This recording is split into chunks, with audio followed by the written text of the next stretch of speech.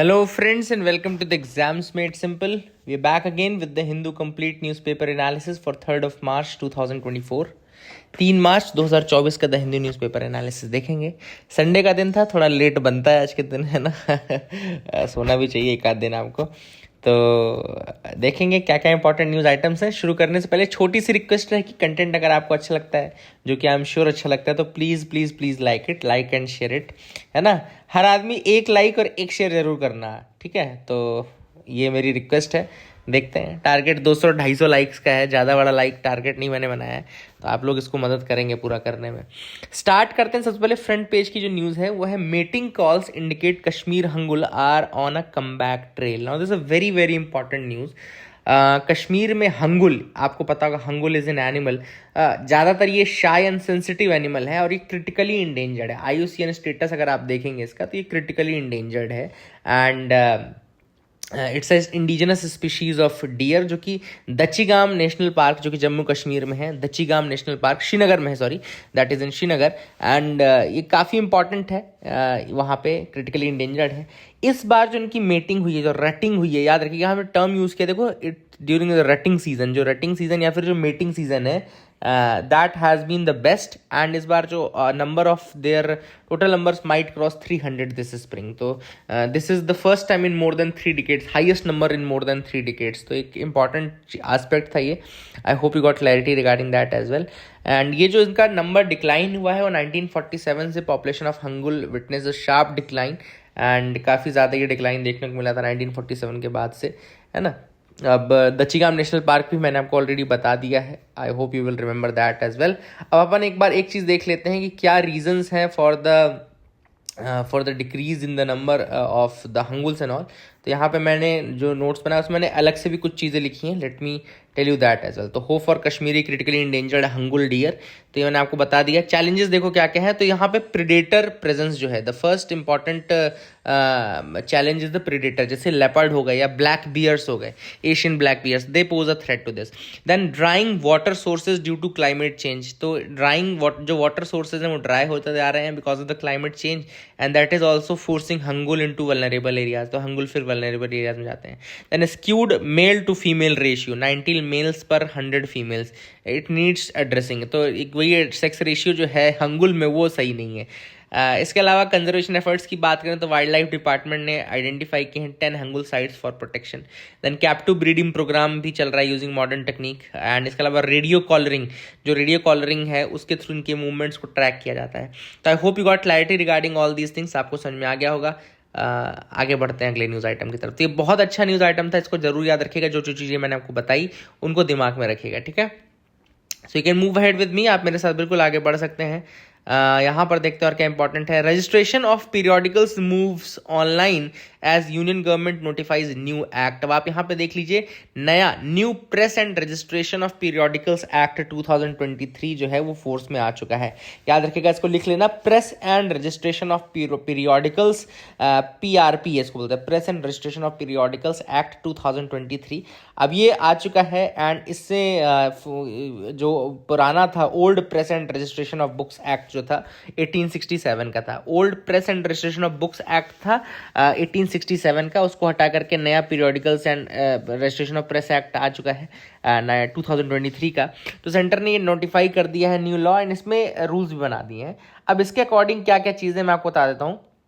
The act is effective from March 1, 1 मार्च से effective है। The registration of new shape news papers, ठीक है ना।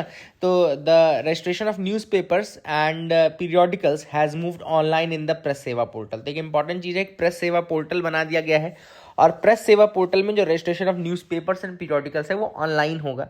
रजिस्ट्रेशन जो registrar of newspapers of India है उसको रीनेम कर दिया गया है, press registrar general of India कर दिया गया है। Registrar of newspapers for India जो था उसको उसका रीनेम कर दिया गया है पोस्ट को, और press registrar general of India कर दिया गया है। ये यूनियन इंफॉर्मेशन ब्रॉडकास्टिंग मिनिस्ट्री ने ये इन्फॉर्मेशन दी है।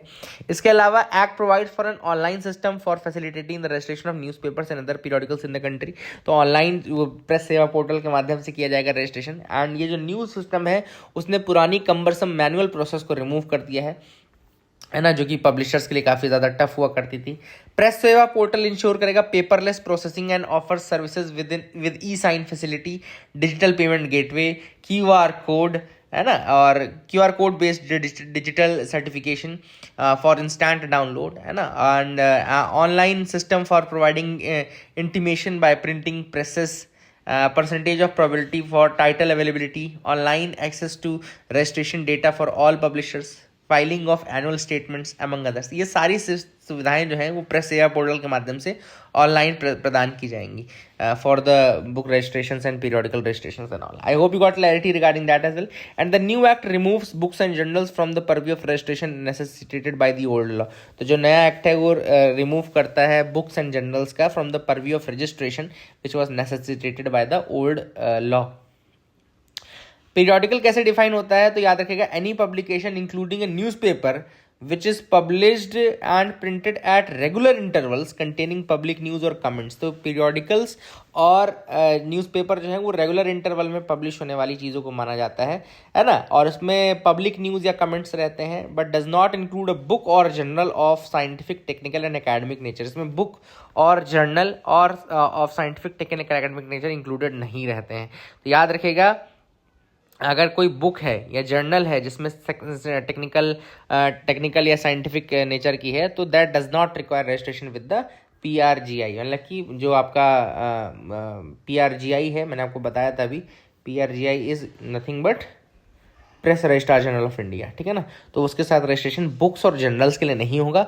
मैं एक बार लिख के दे देता हूँ, देखो आप लोग, आपको लिख देता हूँ कि पीरियोडिकल्स एंड न्यूज़पेपर्स का रजिस्ट्रेशन होगा, बुक्स का एंड जर्नल्स का ऑफ टेक्निकल साइंटिफिक नेचर इनका नहीं होगा PRGI के साथ, यानी press registrar general of India के साथ।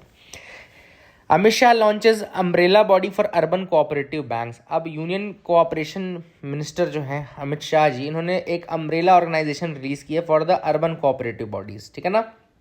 अर्बन कोऑपरेटिव बॉडीज़ के लिए लॉन्च की है ये बॉडी, और इस बॉडी का नाम है national urban cooperative finance and development corporation limited, ठीक है ना। बॉडी का नाम क्या है? National urban cooperative finance and development corporation limited, national urban cooperative finance and development corporation limited, ठीक है ना। अब इसके बारे में थोड़ा सा मैं चीज़ें और बताऊं, उससे पहले आपको यहाँ देख लेते हैं, ठीक है ना। It's a new organisation. Amit Shah ji has launched this, inaugurated the national urban cooperative finance and development corporation limited, NUCFDC बोलते हैं। पर्पज इसका क्या रहेगा? The purpose aims to self regulate and support the development of UCBs in India. तो कुल मिलाकर के NUCFDC का मेन एम है कि वो एक तो रेगुलेट करे, सेल्फ रेगुलेट करे UCBs को, यानी अर्बन कोऑपरेटिव बॉडीज को इंडिया में, और उनके डेवलपमेंट को सपोर्ट करे, ठीक है ना। इसके अलावा क्या मैसेज दिया गया है जो कोऑपरेटिव मिनिस्टर के द्वारा, कि UCBs need to upgrade and comply with RBI regulations to stay competitive. NUCFDC will help small banks meet Banking Regulation Act requirements. Goal जो है to open UCBs in every city, हर city में एक UCB open हो, ये गोल है। Current जो state है UCBs का बता दूं, 11,000 ब्रांचेस हैं, 1,500 बैंक्स हैं urban cooperative, 5 lakh crore deposit है, 3.5 लाख करोड़ का लोन चल रहा है। नेट नॉन परफॉर्मिंग एसेट जो है वो 2.10% है, लेकिन और इंप्रूवमेंट की जरूरत है।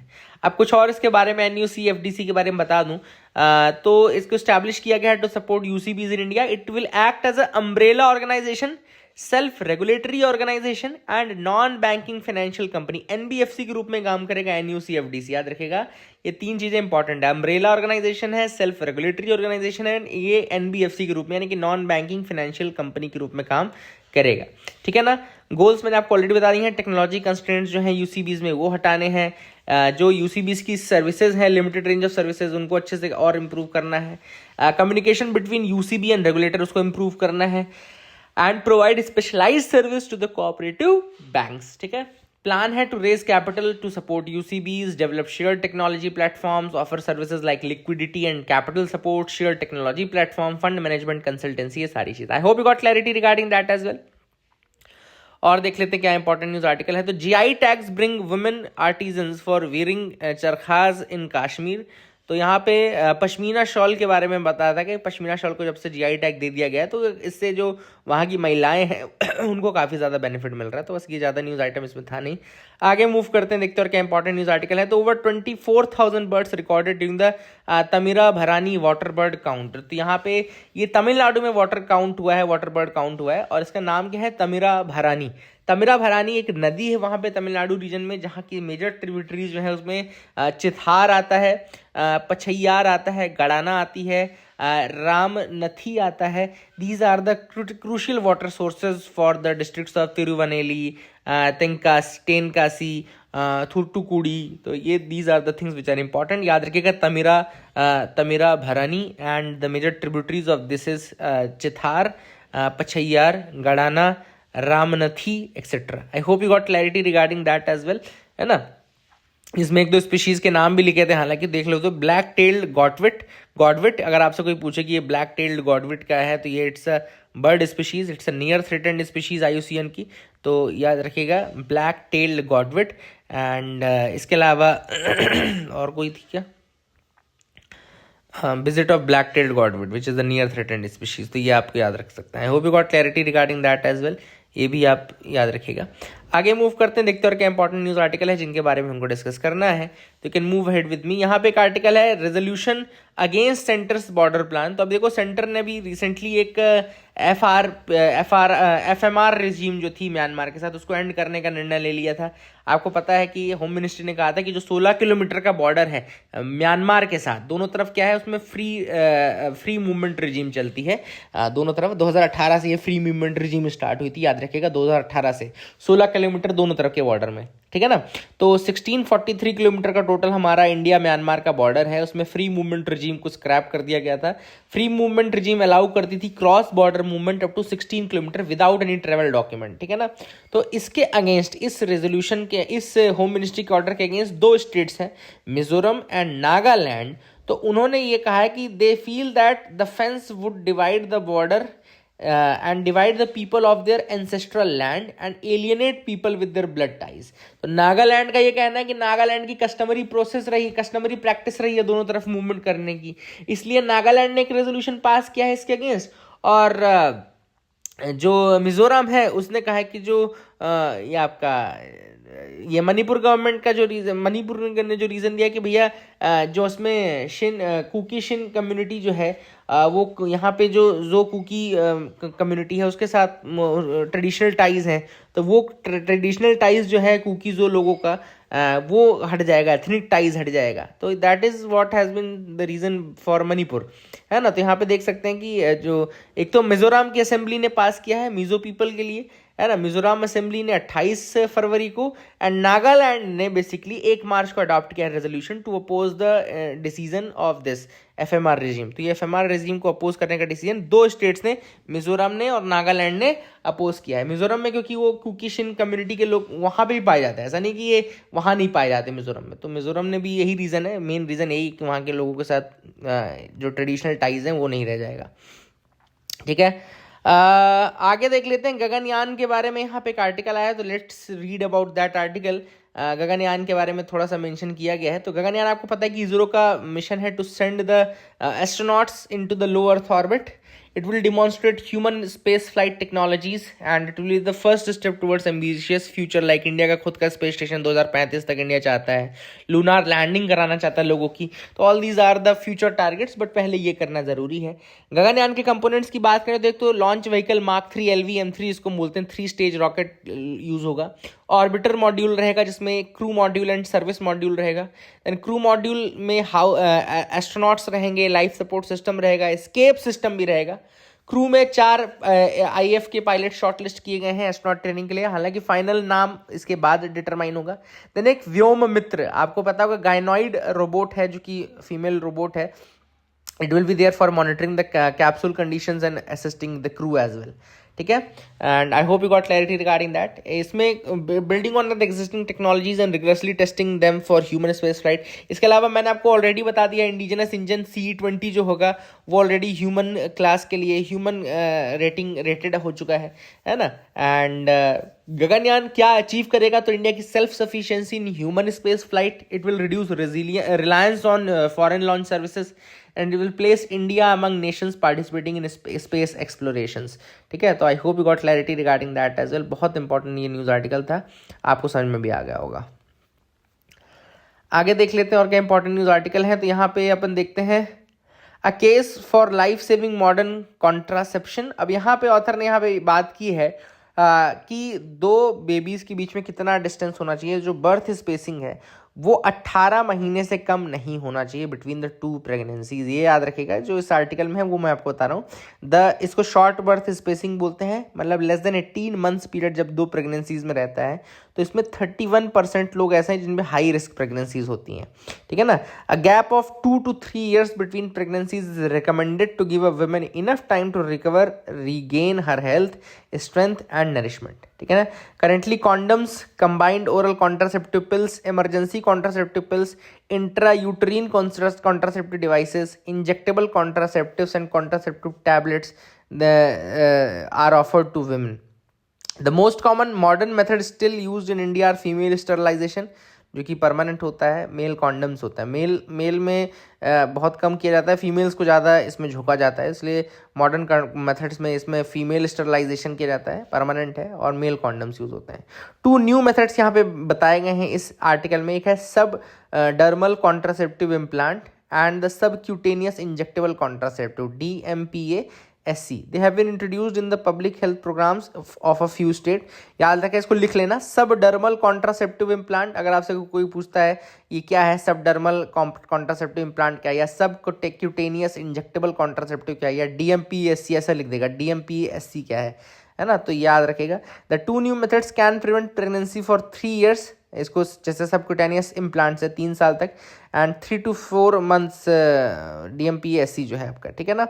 And there is a lack of information and understanding among the end users, अभी उनको पता नहीं इसके बारे में। And women also do not feel comfortable and power to make their choices. Also misconceptions, negative experiences, misinformation and taboos are other hesitancies. ठीक है ना। I hope you got clarity regarding this. These दोनों methods याद रखेगा। Managing our resources with the artificial intelligence, तो यहाँ पे कुछ नहीं है। यहाँ जो ये आर्टिकल लिखा गया ना, मैनेजिंग रिसोर्सेज विद AI, तो इसमें ऑथर ने यहाँ पे वाटर स्कैर्सिटी को एड्रेस करने के लिए किस तरीके से AI का यूज़ कर सकते हैं वो बताया है।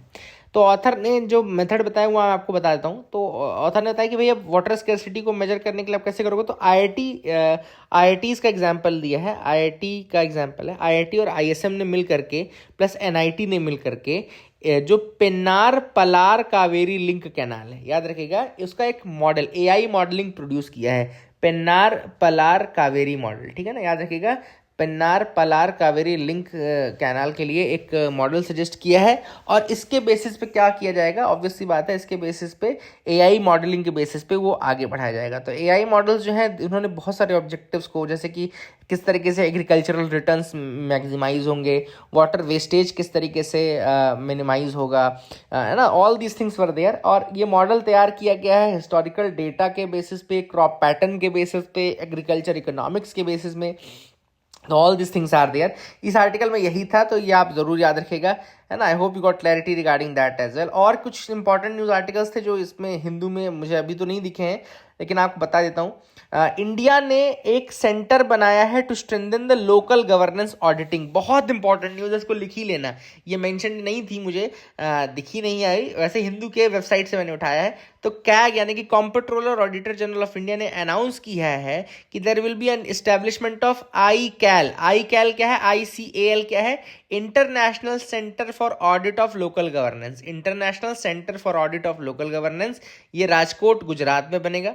पर्पस इसका है to enhance auditing practices and address the challenges in local government financial management. ठीक है ना। अब चैलेंजेस थे क्या क्या, जैसे कि कॉम्प्लेक्स ऑपरेशंस होते हैं लोकल लेवल पे, बजटरी लिमिटेशंस रहता है, limited data access, integrity, then weak internal controls, compliance issues, complexities in inter entity transaction, ये सब चैलेंजेस हैं। तो सोल्यूशन के रूप में कहा गया कि भाई कैपेसिटी बिल्डिंग करो ऑडिटर्स की लोकल गवर्नमेंट लेवल पे, इंप्रूव करो उनका कम्युनिकेशन कोलैबोरेशन, स्पेशलाइज्ड एक्सपर्टीज दो for rigorous auditing methodologies and all. तो ये एक इंपॉर्टेंट चीज है, ICAL याद रखेगा। I hope you got clarity regarding that as well, है ना। और दैट इज देयर। अच्छा, एक और चीज़ आपको बता दूं, ये भी आर्टिकल हिंदू के वेबसाइट में था, तो क्रॉस वोटिंग राज्यसभा इलेक्शन में देखने को मिली है। उसके बारे में आपको बता दूं, एक चीज़ याद रखना, जो राज्यसभा में इलेक्शन कंडक्ट होते हैं उसका आर्टिकल 80 में मेंशन्ड है। इनडायरेक्टली इलेक्टेड होते हैं, एमएलएज ऑफ द स्टेट उनको सेलेक्ट करते हैं, ठीक है ना। एंड इसके अलावा याद रखिएगा, ट्रेडिशनली अनअपोज खड़े होते थे ये मेंबर्स, लेकिन 1998 के बाद ये फिर मतलब शुरू हो गया।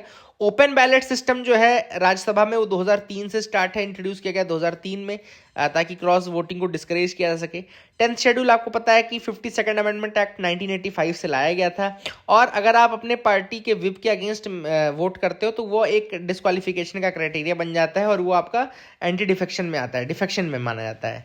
याद रखिएगा, लेकिन जो डिफेक्शन है या 10th शेड्यूल है वो राज्यसभा के इलेक्शंस पे लागू नहीं होता है। It does not apply to the Rajya Sabha elections. Supreme court ने ऑलरेडी ये चीज कहा हुआ है, इलेक्शन कमीशन ने उसको क्लैरिफाई किया हुआ है।